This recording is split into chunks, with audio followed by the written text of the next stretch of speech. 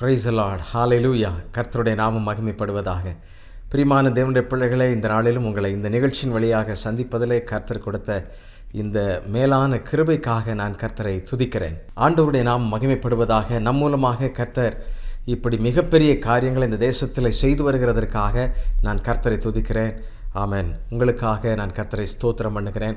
பிரியமானவர்களை, நாம் இப்படி இணைந்து பல காரியங்களை கற்றுக்கொண்டு கர்த்தருடைய கிருபைகளை பெருகுவதற்கு கர்த்தர் நமக்கு உதவி செய்து வருகிறார். அதற்காக நான் ஆண்டவரை ஸ்தோத்திரிக்கிறேன்.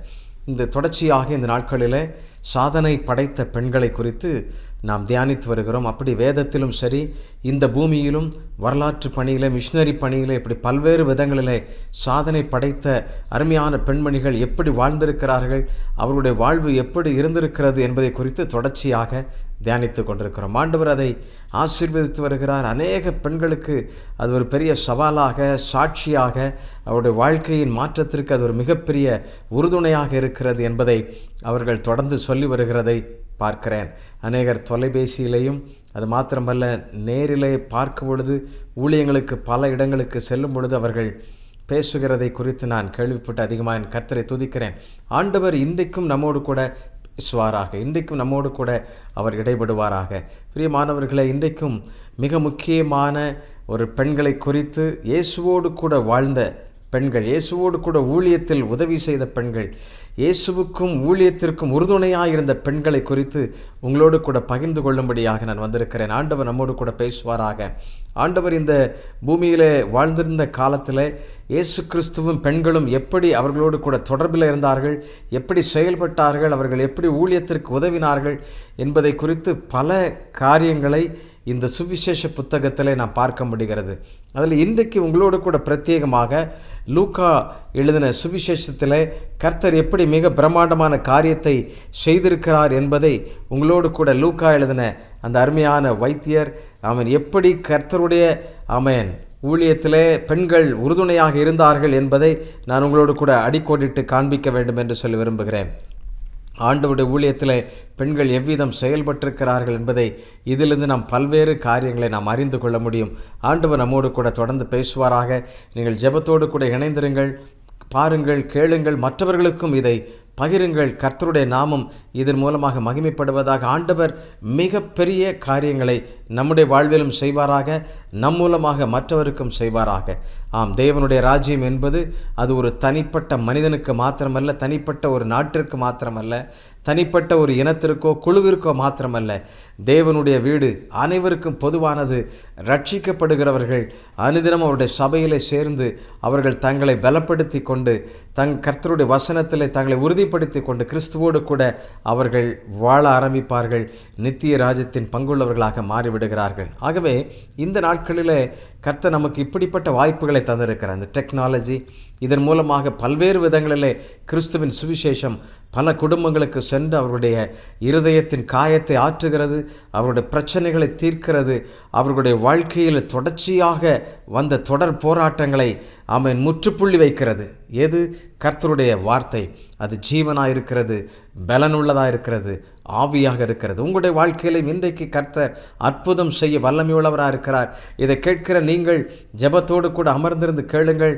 ஆண்டவர் உங்களோடு கூட பேசி உங்களுடைய வாழ்வின் எல்லையிலே ஒரு பெரிய மாற்றத்தை கொடுப்பார். நீங்கள் புது வாழ்வை பெறுவீர்கள். அது மாத்திரமல்ல, உங்கள் மூலமாக அநேகர் மறுவாழ்வை பெறுவார்கள் என்பதில் சந்தேகமில்லை.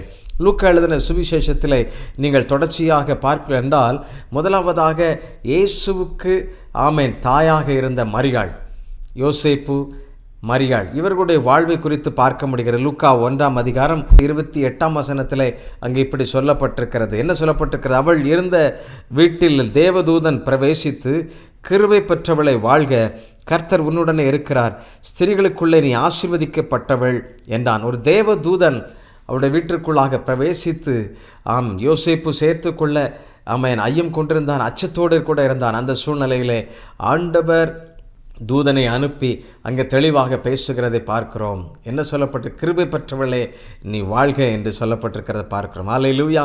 கர்த்தர் உன்னோடு கூட இருக்கிறார். பிரியமானவர்களே, இயேசுவை சுமக்கிற நீங்கள், இயேசுவை உங்களுடைய இருதயத்தில் சுமக்கிற நீங்கள் உங்களுடைய வாழ்க்கையில் மெய்யாகவே ஆசீர்வதிக்கப்பட்டவர்கள். நீங்கள் தோற்று போனவர்கள் அல்ல. நீங்கள் சுமப்பீர்கள் என்றால் உங்களுடைய சந்ததிகள் அத்தனையும் கர்த்தரை சேவிக்கும் என்பதில் சந்தேகமில்லை. ஆம், யோசுவா சொல்லும் பொழுது நானும் என் வீட்டாரும் வென்றால் கர்த்தரையே சேவிப்போம். காரணம் என்ன? நதிக்கு அப்புறத்தில் இருக்கின்ற ஏராளமான வழிபாட்டிற்குரிய ஏராளமான தெய்வங்கள் இருந்தன. அவைகளெல்லாம் விட்டுவிட்டு நான் நதிக்கு இப்புறத்தில் உள்ள என் இரட்சகராகிய என் இஸ்ரவேலின் தேவனாகிய கர்த்தரை நான் தொழுது கொள்ளும்படியாக வந்திருக்கிறேன். நீங்களும் அப்படி மனதுள்ளவர்களாக இருக்கிறீர்களோ என்று சொல்லி தன்னோடு கூட இருக்கிற ஜனங்களை அவர் இறுதி வார்த்தைகளாக கூறி அவர்களை பலப்படுத்துகிறார். நாங்கள் கர்த்தரை சேவிக்கிறோம், நீங்கள் யாரை சேவிக்கிறீர்கள்? பிரியமானவர்களே, மரியாள் இப்படிப்பட்ட ஒரு ஆசீர்வாதத்தை, வாழ்த்துதலை, வாக்கை பெற்றுக்கொள்ளும் பொழுது உங்களுடைய வாழ்க்கையிலும் ஆண்டவர் அப்படி அற்புதங்களை செய்கிறவர். அவர் உங்களுக்கு கொடுத்திருக்கிற கிருபை பெரியது. இந்த கிருபையின் நாட்களை நீங்கள் பயன்படுத்தி நீங்கள் சிறப்பாக செயல்படும் பொழுது உங்கள் மூலமாக அவர் பல்வேறு ஆசீர்வாதங்களை, பல நன்மைகளை உங்களுடைய வாழ்க்கையில் செய்வார் என்பதில் சந்தேகமே கிடையாது. அல்லேலூயா. ஆண்டவர் நிச்சயமாக நிறைவேற்றுவார். நீங்கள் விசுவாசத்தோடு கூட இருப்பீர்கள் என்றால் நீங்கள் தான் இயேசுவை சுமந்து செல்லுகின்ற ஒரு கழுதையாக, இந்த உலகத்திற்கு அநேகருக்கு கிறிஸ்துவை அறிமுகப்படுத்துகின்ற பிள்ளையாக மாறுவீர்கள். நீங்கள் யோசித்து பாருங்கள், யோசேப்புக்கு நியமிக்கப்பட்டிருந்த இந்த பெண்மணி மரியாள், ஆனால் இப்படிப்பட்ட ஒரு சூழ்நிலை இருக்கிறதே என்று சொல்லி அவனும் பயந்து கொண்டிருக்கிறான். ஆனால் தேவதூதன் அவளை பார்த்து, அச்சம் கொள்ளாதே, நீ தைரியமாக இரு, நீ பயப்படாதே, கிருபை பெற்றவள் நீ என்று சொல்லுகிறார். நீங்கள் கிறிஸ்துவை சுமக்கும் பொழுது, கிறிஸ்துவுடையவர்களாக மாறும் பொழுது உங்களை அநேகர் பல்வேறு விதமாக பேசக்கூடும். பல்வேறு கோணங்களிலே உங்களுடைய குடும்பத்தில் உள்ள நபர்கள் கூட பேசக்கூடும். உங்களுக்கு சொந்த வீடு கூட இல்லாமல் போகிற ஒரு சூழ்நிலை இருக்கலாம். குடிமதிப்பு எழுதப்படுவதற்காக அவள் தள்ளிவிடப்படுகிறதை பார்க்கிறோம். ஆனால் ஆண்டவர் ஒரு நபரை தெரிந்து கொள்வார் என்றால் அவர் ஒருபோதும் கைவிட மாட்டார். கர்த்தர் உங்களை பெயர் சொல்லி அழைத்திருப்பார் என்றால், நீங்கள் கர்த்தருடையவர்களாக, அவருடைய சொந்த குமாரர்களாக, நீங்கள் அவருடைய பிள்ளையாக மாறிவிடுவீர்கள் என்றால் ஆண்டவர் உங்களை கைவிடவே மாட்டார், உங்களை உயர்த்துவார். பிரியமானவர்களை, இன்றைக்கும் நாம் மரியாதை குறித்து பேசி கொண்டிருக்கிறோம். காரணம், இயேசு கிறிஸ்து இந்த பூமியிலே மனித அவதாரம் எடுப்பதற்கு, மாம்சத்தின் வழியாய் வெளிப்படுவதற்கு அந்த அருமையான தாய் மரியாள் தன்னை ஒப்பு கொடுத்ததை பார்க்கிறோம். எத்தனை போராட்டங்கள், அவமானங்கள், நிந்தைகள், சத்திரத்திலும் வாய்ப்பில்லாத சூழ்நிலைகள் இருப்பினும் கிறிஸ்துவுக்கு, அந்த கிறிஸ்துவின் உடன்படிக்கைக்கு, அந்த தேவகுமாரனுடைய சத்தத்திற்கு அவள் கீழ்ப்படிந்து தன்னை அர்ப்பணித்ததை பார்க்கிறோம். ஹல்லேலூயா. ஆண்டவருடைய நாமம் மகிமைப்படுவதாக. இதே லூக்கா எழுதின இதே புஸ்தகத்தில் 7ஆம் அதிகாரத்திலே இங்கே ஒரு அருமையான ஒரு பெண்மணியை பற்றி சொல்லப்பட்டிருக்கிறது. நாயின் ஊர் என்கிற அந்த ஊரில் உள்ள ஒரு விதவையை பற்றி அங்கே சொல்லப்பட்டிருக்கிறது. பிரியமான, நான் வாசிக்கிறேன். 7ஆம் அதிகாரம் 13-14. கர்த்தர் அவளை பார்த்து அவள் மேல் மனதுருகி அழாதே என்று சொல்லி கிட்ட வந்து பாடையை தொட்டார். அதை சுமந்தவர்கள் நின்றார்கள். அப்பொழுது அவர், வாலிபனை எழுந்திரு என்று உனக்கு சொல்லுகிறேன் என்றார். இந்த அருமையான விதவை, இவள் ஒரு விதவை. விதவிக்கு இருந்த ஒரே சொத்து, ஒரே மகன், அவன் மரித்து போகிறான். அவ்வளவுதான், வாழ்க்கை முடிந்து நொறுங்கி போய் விடுகிறாள். சுக்கு நூறாக நொறுங்கி போனவள், இனி என்ன வாழ்க்கை என்று சொல்லி. ஆனால் இதில் ஒரு காரியத்தை நாம் இந்த வாசிக்க கேட்ட பகுதியில் என்ன புரிந்து கொள்ள முடியுது?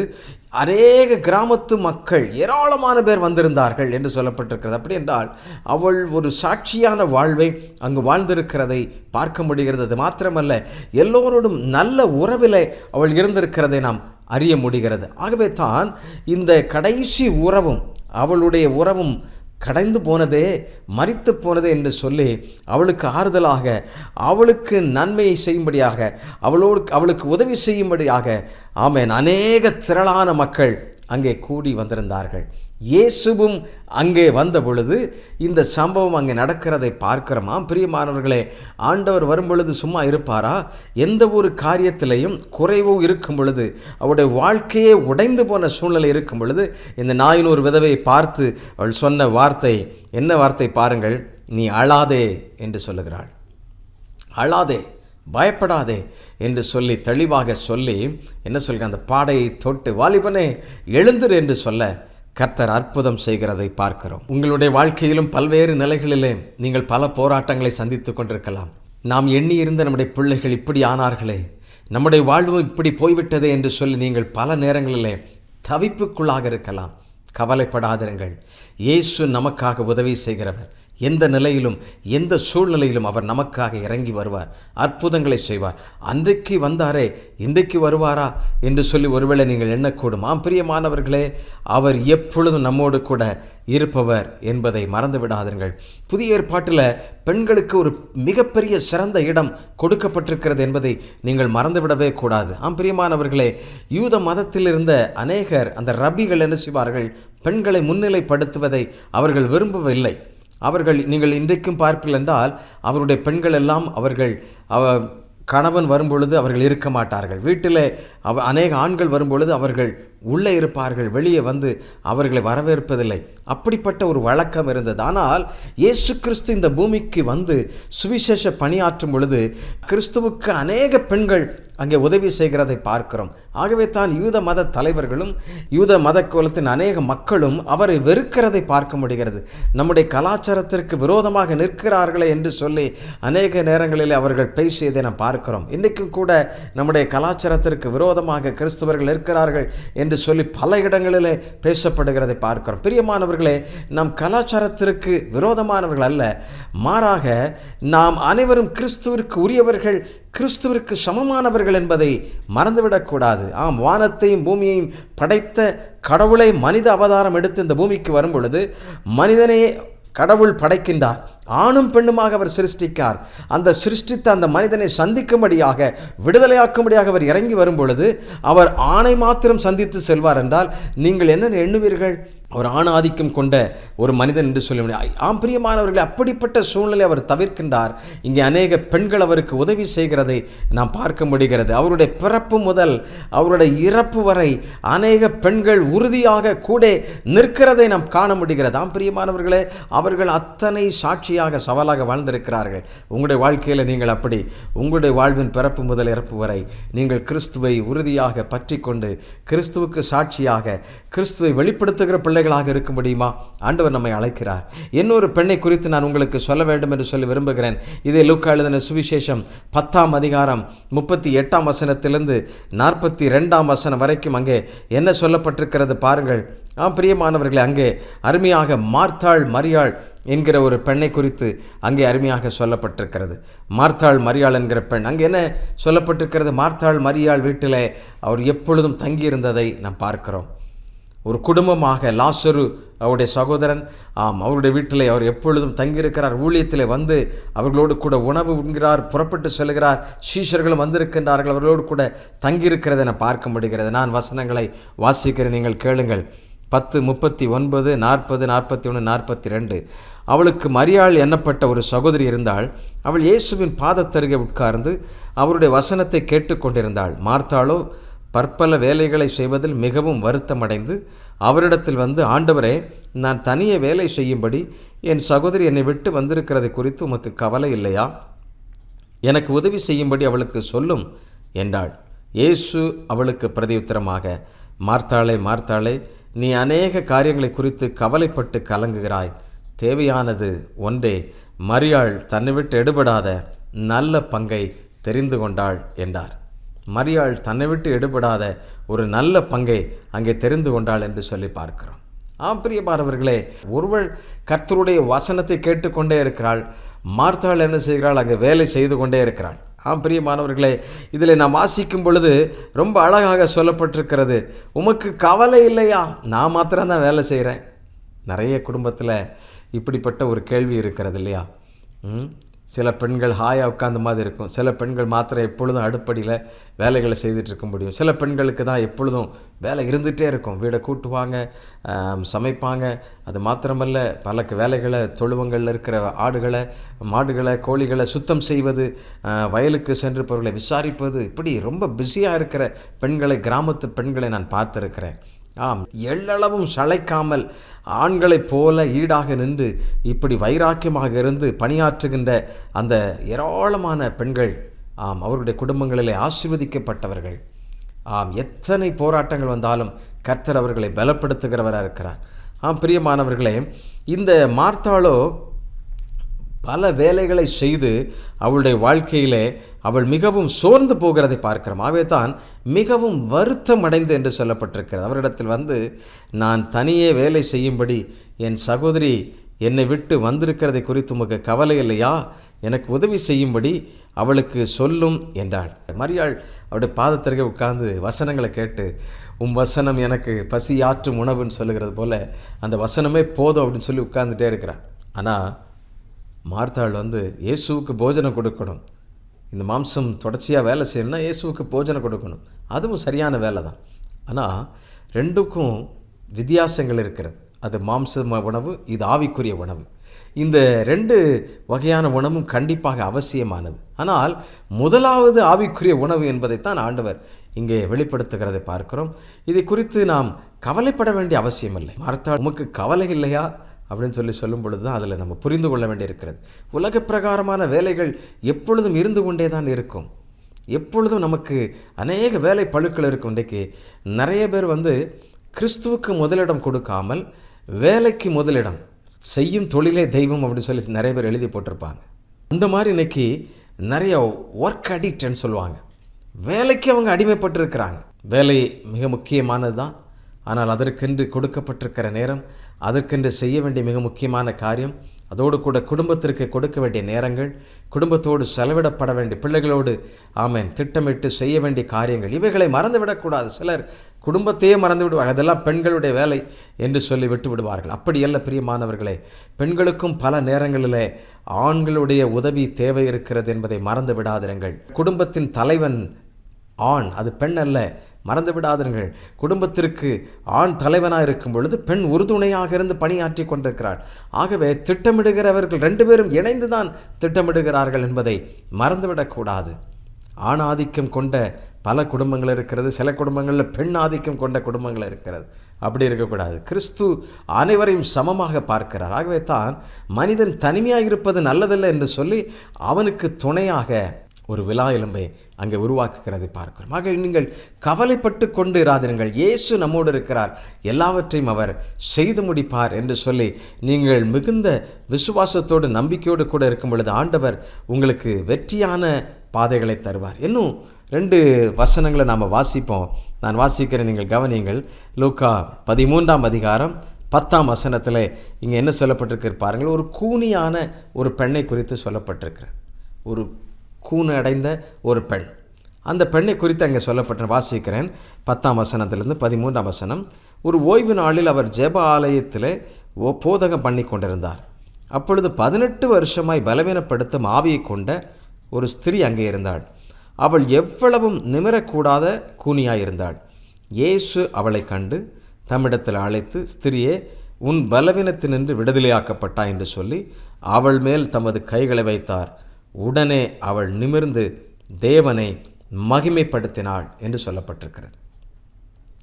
சில வகையான, அது நீங்கள் பிறப்பிலே ஊனம் இருக்கலாம், சிலது இடையில் வந்த பிரச்சனைகளாக இருக்கலாம், சில நோய்கள் தொடர்ச்சியாக நம்மை தாக்கி கொண்டிருக்கலாம். பிரியமானவர்களே, இந்த பெண்மணியை பற்றி ஆண்டவர் சொல்லும் பொழுது லூக்கா 13ஆம் அதிகாரம் 10ஆம் வசனத்திலிருந்து 17ஆம் வசனம் வரை இந்த கூனியான பெண்மணியை பற்றி சொல்லப்படும் பொழுது அவள் ஒரு ஆவியினாலே பிடிக்கப்பட்டிருக்கிறதை பார்க்க முடிகிறது. ஆண்டவர் அவளை அழைத்து தொட்டு சுகமாக்குகிறதை பார்க்கிறோம். அல்லேலூயா. ஆம், ஆண்டவருடைய கரம் ஒரு மனிதனை தொடும் பொழுது முழுமையாக விடுதலை ஆக்குகிறான். ஆண்டவரை நீங்கள் சார்ந்திருக்கும் பொழுது நீங்கள் விடுதலையாக்கப்படுவீர்கள். நீங்கள் எவ்வளவு பெரிய நோய்வாய்ப்பட்டிருந்தாலும், எத்தனை மருத்துவர்களை பார்த்துட்டோம், எத்தனையோ லட்சக்கணக்கான பணங்களை செலவழித்திட்டும், ஒன்றும் ஆகவில்லையே என்று சொல்லி நீங்கள் கவலையோடு கூட அமர்ந்திருக்கலாம். இன்றைக்கு ஆண்டவர் உங்களை பார்த்து சொல்லுகிற செய்தி என்ன தெரியுமா? தேவனால் எல்லாம் கூடும். உங்களை உருவாக்கிய தேவன், ஆமென், உங்களை படைத்த ஆண்டவராக இயேசு கிறிஸ்து சகலத்தையும் செய்ய வல்லவர். பிரியமானவர்கள், இந்த பூமியில் இருக்கிற நாட்களிலே இந்த கூனியான பெண்ணை சந்தித்தார். இப்பொழுதும் அவர் நம்மோடு கூட ஆவியாக இருக்கிறார். பரிசுத்த ஆவியானவர் உலாவி கொண்டிருக்கிறார். நீங்கள் கேட்கிற இடத்துல உங்களுக்கு இப்பொழுதே அற்புதம் செய்ய அவர் வல்லமையுள்ளவர். உங்களுடைய வாழ்வை மாற்ற அவர் மிகவும் வல்லமையுள்ளவர். நீங்கள் விசுவாசித்து அவரை ஏற்றுக்கொள்ளும் பொழுது, அவரை அழைக்கும் பொழுது, ஆண்டவரே எனக்கு வந்து உதவி செய்யும், இந்த சாபம், இந்த நோய், இந்த நாள்பட்ட காரியம் விலகட்டும் என்று சொல்லி கேளுங்கள். ஆண்டவர் என்ன செய்வார்? ஆமென், தம்முடைய கைகளை நீட்டுவார், தம்முடைய கைகளை வைப்பார். நீங்கள் இப்பொழுதே பார்ப்பீர்கள், அநேகர் நீங்கள் விடுதலையாவதை நீங்கள் காணக்கூடும். கர்த்தருடைய நாமத்தில் நான் இப்பொழுது சொல்லுகிறேன், நீங்கள் ஜெபிக்கும் பொழுதே கர்த்தர் அற்புதம் செய்வார். அல்லேலூயா. இறுதியாக இந்த லூக்கா எழுதின சுவிசேஷத்தில் ஒரு பெண்மணியை நான் உங்களுக்காக, இப்படி சாதனை படைத்த, அற்புதம் பெற்ற, அதிசயம் பெற்ற, இயேசு கிறிஸ்துவோடு கூட இந்த ஊழியத்தில் பயணித்த பெண்களை குறித்து உங்களோடு பேசி கொண்டிருக்கிறேன். இப்படிப்பட்ட பெண்கள் எவ்வளவு பாக்கியசாலிகள். இன்றைக்கு நீங்களும் நானும் இருக்கிறோம். இந்த பரிசுத்த ஆவியானவரோடு கூட இப்பொழுது நடைபோட்டு கொண்டிருக்கிறோம். பிரியமானவர்களே, உங்களுக்கும் எனக்கும் அவர் மிகப்பெரிய ஸ்தலத்தை ஆயத்தம் பண்ணும்படி சென்றிருக்கிறார். மீண்டும் அவர் வரப்போகிற கிறிஸ்து மீண்டும் வருவார், நம்மை அழைத்து செல்வார். நீங்கள் விசுவாசிப்பீர்கள் என்றால் அவரை காண்பீர்கள். இந்த சிலுவை பாதையிலே பெண்கள் கூடவே இருக்கிறதை பார்க்கிறோம். லூக்கா எழுதின சுவிசேஷம் 23ஆம் அதிகாரம் 27ஆம் வசனம் முதல் 31ஆம் வசனம் வரைக்கும் நான் வாசிக்கிறேன். கவனியுங்கள். 27ஆம் வசனம். திரள் கூட்டமான ஜனங்களும் அவருக்காக புலம்பி அழுகிற ஸ்திரீகளும் அவருக்கு பின் சென்றார்கள். இயேசு அவர்கள் முகமாய் திரும்பி, எருசலேமின் குமாரத்திகளே, நீங்கள் எனக்காக அழாமல் உங்களுக்காகவும் உங்கள் பிள்ளைகளுக்காகவும் அழுங்கள் என்றார் என்று சொல்லப்பட்டிருக்கிறது. திரள் கூட்டமான ஜனங்கள். இது ஒரு கடைசி காலம். ரோம கட்டளையின்படி அவரை சிலுவையில் அடிப்பதற்காக இழுத்து கொண்டு செல்லுகின்றார்கள். பிரியமானவர்களே, ஆண்டவர் தம்முடைய வேலை முடிந்தது. எல்லா ஆவிகளையும் அவர் ஒப்பு கொடுக்கின்றார். திரளான ஜனங்கள், திரளான பெண்கள் அங்கே இருக்கிறதை பார்க்கிறோம். இந்த வசனம் அங்கே தெளிவாக எழுதியிருக்கிறதை பார்க்கிறோம். பிரியமானவர்களே, ஆண்டவர் அவர்களை பார்த்து சொல்லுகிற அந்த வேதனையிலும் நீங்கள் எனக்காக அழாதிருங்கள், எருசலேமின் குமாரத்திகளே, உங்களுக்காகவும் உங்கள் பிள்ளைகளுக்காகவும் நீங்கள் அழுது புலம்புங்கள். ஏனென்றால் அவர்கள்தான் ஆண்டவரை பற்றி கொள்ள வேண்டும். அவர்கள் கிறிஸ்துவின் பிள்ளைகளாக வாழ வேண்டும். இனி வரும் காலம் கொடிய காலம். உங்களை அவன் பிடிப்பதற்கு ஒப்பு கொடுப்பான். உங்களுடைய பிள்ளைகளை பிரிப்பதற்கு பிசாசு தந்திரமாக செயல்படுவான். ஆகவே நீங்கள் தேவனுடைய சமூகத்தில் காத்திருக்கும் பொழுது வெற்றியை பெற்றுக் கொள்வீர்கள்.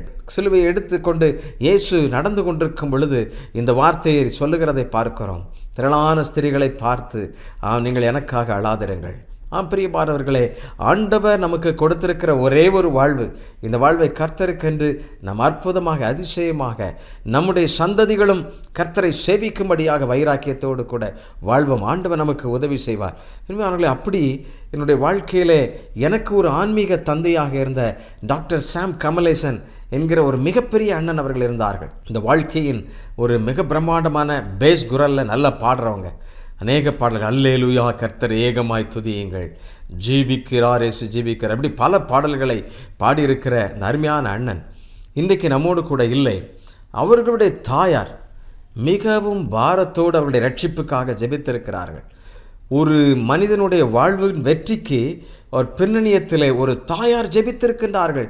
அது நிமித்தமாகத்தான் ஒரு பெரிய ஆசீர்வாதம் சாம் கமலேசன் அண்ணன் மூலமாக இந்த பூமியிலே பல ஊழிய ஸ்தாபனங்கள் உருவாக்கப்பட்டது. எத்தனை அற்புதமான ஒரு செயல் பாருங்கள். அநேகர் திரளாய் ஆண்டவர் ஏற்றுக்கொண்டிருக்கின்றார்கள்.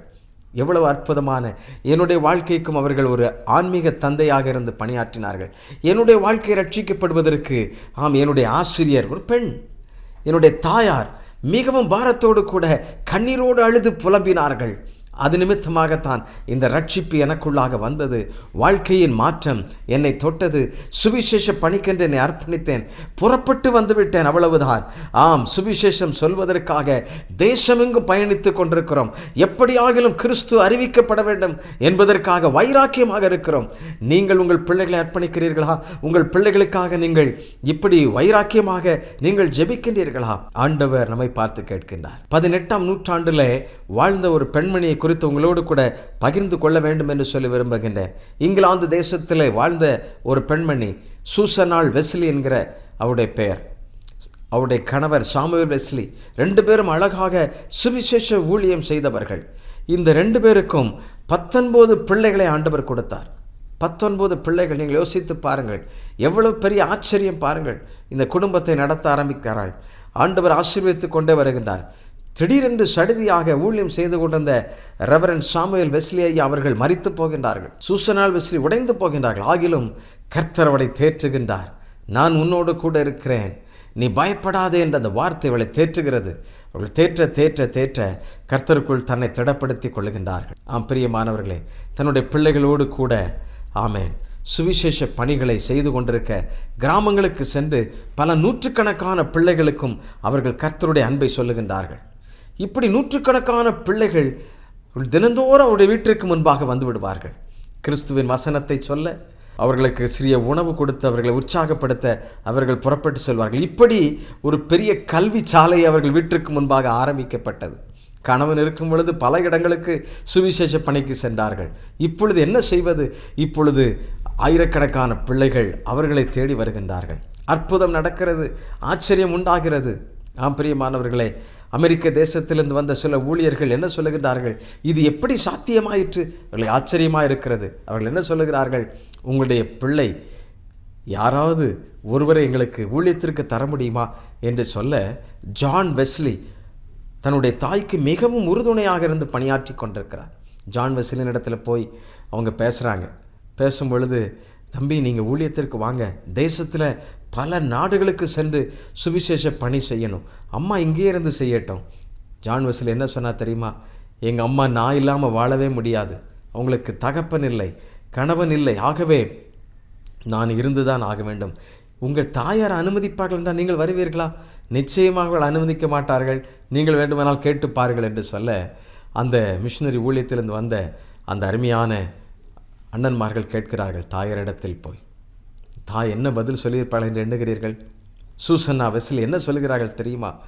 எனக்கு 20 பிள்ளைகளும் இருப்பார்கள் என்றால் 20ஐயும் நான் கொடுக்க ஆயத்தமாக இருக்கிறேன், நீங்கள் தாராளமாக அழைத்து செல்லுங்கள் என்று சொல்ல, ஜான் வெஸ்லி ஆமென் தேசத்திற்குள் புறப்பட்டு செல்லுகிறார். தன்னை பயிற்சி எடுத்துக் கொள்ளுகிறார், ஆயத்தம் பண்ணி புறப்பட்டு செல்லுகிறார்.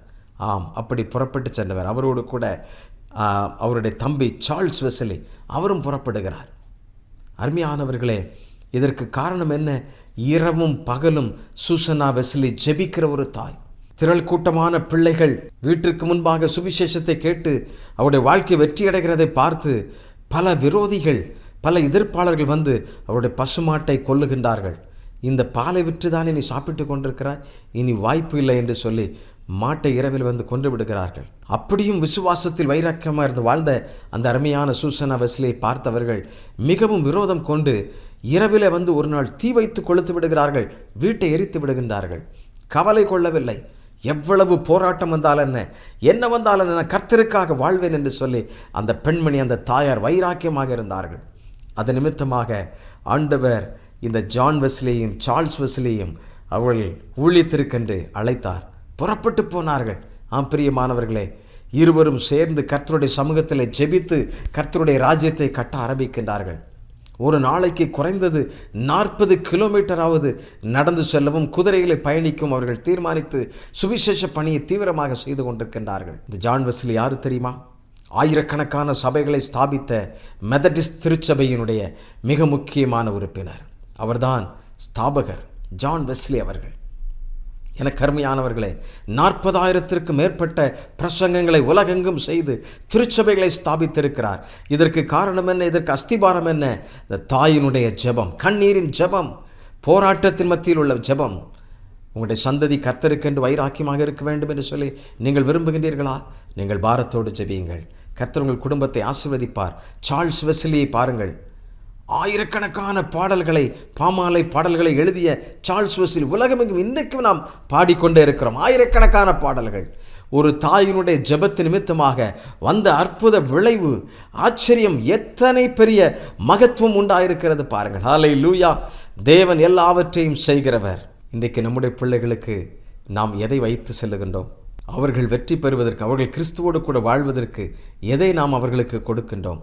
ஆண்டவர் நம்மை பார்த்து கேட்கின்றார். தேவ சமூகத்தில் கண்களை மூடி நாம் ஜெபிக்கலாம். ஆண்டவரே, என்னை தருகிறேன் என்று சொல்லி ஒப்புக் கொடுக்கலாம். எங்களுடைய பிள்ளைகளை தருகிறேன் என்று சொல்லி ஒப்புக் கொடுக்கலாம். ஆண்டவர் நம்மை அழைக்கின்றார்.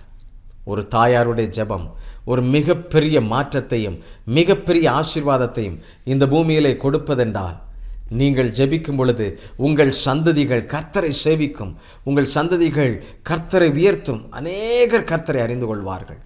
ஆயிரக்கணக்கான மக்கள் வாழ்வு பெறுவார்கள். ஜெபிக்கலாமா? கண்களை மூடி நாம் ஜெபிப்போம். நம்முடைய சந்ததிகளும் இப்படி வாழ்வு பெற வேண்டும். எத்தனை போராட்டங்கள் மத்தியிலே எத்தனை விதமான பெண்களை நாம் பார்த்தோமே. எள்ளளவும் குறைவில்லாமல் கர்த்தரோடு கூட இருந்தார்களே. ஆண்டவருடைய சமூகத்தில் அப்படி அர்ப்பணிப்போம். நீங்கள் பல போராட்டங்களில் இருக்கலாம், பல்வேறு விதமான பிரச்சனைகளை சந்தித்து கொண்டிருக்கலாம். ஆனால் கர்த்தருடைய ஊழியத்தில் நீங்கள் இருக்கின்றீர்கள் என்பதை மறந்து விடாதீர்கள். புதிய ஏற்பாட்டிலே ஆண்டவர் இப்படிப்பட்ட பெண்களை பிரத்யேகமாக உருவாக்கி அநேகருக்கு ஆசீர்வாதமாக பயன்படுத்தி இருக்கின்றார். சரித்திரத்தில் வாழ்ந்த சூசனால் வெஸ்லியை பார்த்தோம். ஆயிரக்கணக்கான சபைகளையும் உருவாக்கிய ஆமேன் இந்த அருமையான பிள்ளைகளுடைய குடும்பம் எத்தனை போராட்டங்களை சந்தித்தது. கவலை கொள்ளவில்லை. கர்த்தர் எங்களோடு கூட இருக்கிறார். கர்த்தர் எங்கள் பட்சத்தில் இருக்கும் பொழுது நாங்களே பயப்பட வேண்டும். அருமையான டாக்டர் சாம் கமலேசன் அவர்களுடைய தாயார் லில்லி சுந்தரேசன் அவர்கள் ஜெபித்ததன் விளைவாகத்தான் இன்றைக்கு உலக அளவில் மிக பிரம்மாண்டமாக கர்த்தர்களை உயர்த்தி வல்லமையாக பயன்படுத்தி இருந்தார். கர்த்தருக்கு சாட்சியாக வெற்றியாக தம்முடைய ஓட்டத்தை அவர்கள் முடித்திருக்கின்றார்கள். நம்முடைய பிள்ளைகளும் அப்படி முடிக்க வேண்டுமே, நம்முடைய சந்ததிகளும் அப்படி செயல்பட வேண்டுமே. பெற்றோராகிய நாம் அப்படி நாம் அர்ப்பணிப்போம், அப்படி ஒப்பு கொடுப்போம். ஆண்டவரே, எங்களை அப்படி தாழ்த்தி தருகிறோம், எங்களை ஏற்றுக்கொள்ளும் என்று சொல்லி நீங்கள் உங்களை அர்ப்பணியுங்கள். உங்களுடைய குழப்பமான வாழ்வு, உங்களுக்கு போராட்டமான வாழ்வுக்கு ஒரு முற்றுப்புள்ளி உண்டாகும். நீங்கள் கர்த்தரிடத்தில் உங்களை தாழ்த்தும் பொழுது கர்த்தர் வெற்றியான பாதைகளை தருவார். ஜெபிக்கலாமா? அன்பின் ஆண்டவரை, பாரத்தோடு ஜெபித்து கொண்டிருக்கின்ற தங்களுடைய வெற்றிக்காக, விடுதலைக்காக, ஆண்டவரை சுகத்திற்காக இப்படி ஜெபிக்கின்ற ஒவ்வொரு பிள்ளைகளையும் கர்த்தர் நீர் ஆசீர்வதிப்பீராக, பலப்படுத்துவீராக. நன்மையும் கிருபையும் அவருடைய குடும்பங்களில் உண்டாகட்டும். தனிப்பட்ட வாழ்வில் ஒரு பலன் உண்டாகட்டும். ஆண்டவரே, தங்களுடைய பிள்ளைகளுக்காக ஜெபித்து அர்ப்பணிக்கின்ற பெற்றோர்களை நான் இப்பொழுது ஆண்டவரை வாழ்த்தி ஆசீர்வதித்து ஜெபிக்கிறேன். அவர்களுடைய வாழ்க்கையின் மூலமாக, ஆண்டவருடைய அர்ப்பணத்தின் மூலமாக ஆயிரக்கணக்கான மக்களுமே அறிந்து கொள்வார்களாக. கர்த்தர் அப்படி செய்வீராக. பரலோகத்தில் நீர் அவர்களை வரவேற்கும் பொழுது எத்தனை பெரிய ஆச்சரியம் ஆண்டவரே. பிதாவினால் ஆசீர்வதிக்கப்பட்டவர்களே என்று சொல்லி அவர்களை அழைப்பீரே. அந்த மேன்மையான மகிமையான நாளுக்கு அவர்களை நீர் ஆயத்தப்படுத்தும்படியாக நான் ஜெபிக்கிறேன். பலப்படுத்தும். இந்த வார்த்தைகளை கேட்ட ஒவ்வொரு பிள்ளைகளை நான் வாழ்த்தி ஆசீர்வதித்து ஜெபிக்கிறேன். அவருடைய வீடுகளில் சமாதானமும் அவருடைய எல்லா தேவைகளையும் சந்தித்து பூர்த்தியாக்கி பூரண சுகத்தோடு, ஆசீர்வாதத்தோடு, நன்மையோடு கூட அவர்கள் வாழட்டும். நீரே பெரிய காரியங்களை செய்தருளும். இயேசுவின் நாமத்திலே ஜெபிக்கிறோம். ஜெபம் கேளும் நல்ல பிதாவே. ஆமென், ஆமென். Thank you. God bless you all. God bless you.